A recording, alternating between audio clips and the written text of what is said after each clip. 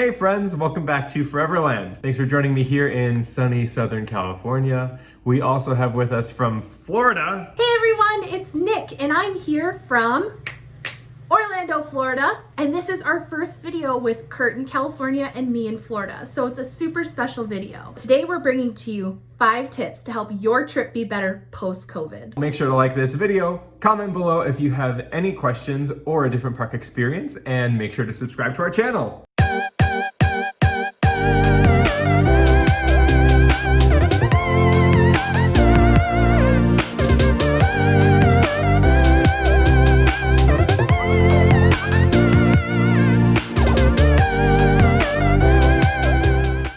So tip number 1, I was lucky enough to go to both Universal parks. If you haven't seen, I did make a video on it. The biggest thing that is a change for people with COVID is having to wear a mask in the park. Now that is also true for Disney, which opens up in July, is that you will be required to wear a mask for your visit. Most of you probably have like your favorite cute mask that you're ready to wear and get into the parks. Something to note is that you are going to sweat. You are not going to get around sweating. I sweat the whole time. It got swampy in the mask and my mask got soaked. So if your mask gets entirely soaked, when you start to breathe in, it can start to suction to your face and it gets kind of uncomfortable. So our first tip is to bring an extra mask. If you're looking to buy a new mask, maybe you should check out the stores. They do sell them there in all of the Universal stores. But remember, the one that you bring will get soaked in sweat. All right, Kurt, so that brings us to number 2. Take it away. All right, tip number 2, bring your own hand sanitizer. There are plenty hand sanitizing stations throughout the parks, throughout City Walk, throughout Disney Springs. No matter where you go,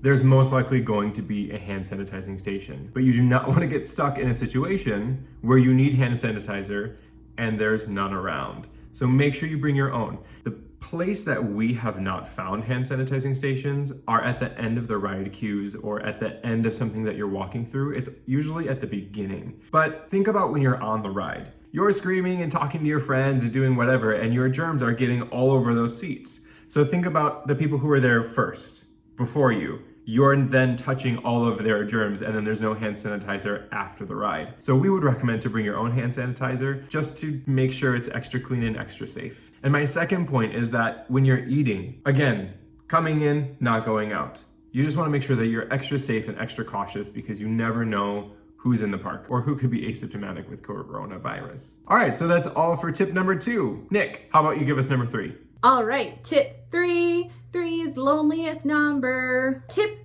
3 is to bring a rechargeable battery if you're able, with a cord to plug your phone in. So something a little new, especially about Universal, this isn't so much different about Disney, is they try and put everything so it's on your phone because that makes things touch free. If you watch the video of me in the parks, you'll see that they have this virtual queue. Well, you need your ticket for the virtual queue and for the lockers. And they typically try and keep it all on your phone. Don't panic for the lockers, especially for those really big thrill rides where you're not allowed to bring anything on. They will give you a little temporary pass. But other than that, everything is on your phone. Mobile ordering, reservations, and virtual queues. So that means you're going to be using your phone a lot more.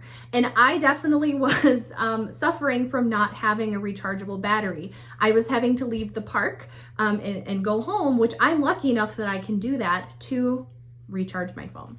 So just remember, you're gonna be using your phone a lot. All right, let's go to number 4. Go ahead, Kurt. Coming in at number 4 is water bottles. Reusable water bottles to be specific.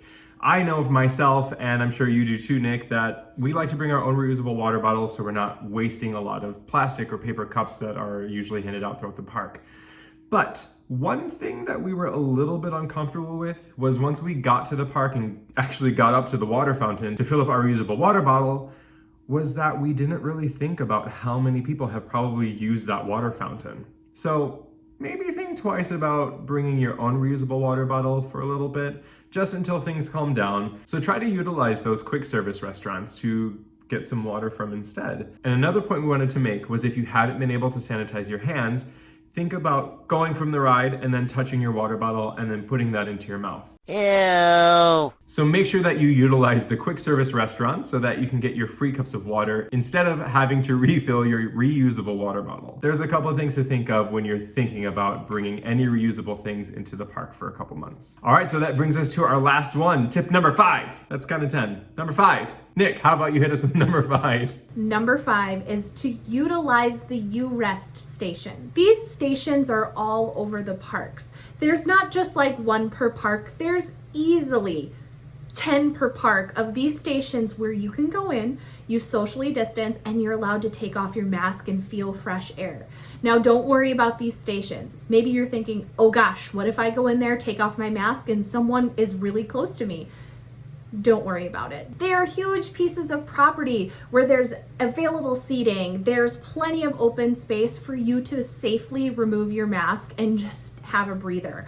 I remember I was walking around. If you watched the video, you knew I was trouncing around looking for ET, and I started pouring sweat.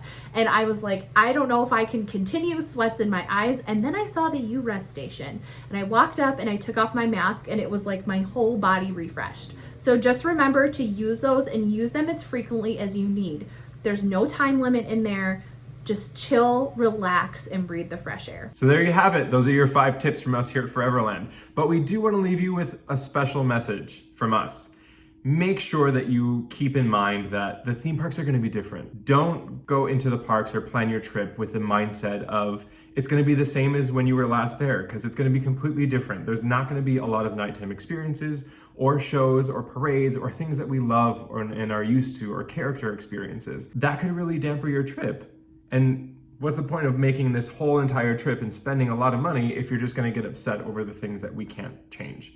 So make sure that you keep that in mind when you're planning your trip. No, Kurt, that was exactly what I wanted to portray, is you can create your own magic. So try and comply the best that you can to keep yourself safe and to keep others safe. But remember, if you're ever unsure or scared or anything, there are so many cast members around the theme parks ready to answer your questions or help you. So with that, there's our 5 tips of making your trip better. If you like what you see, remember to tap that little bell and subscribe, like this video, or leave a comment.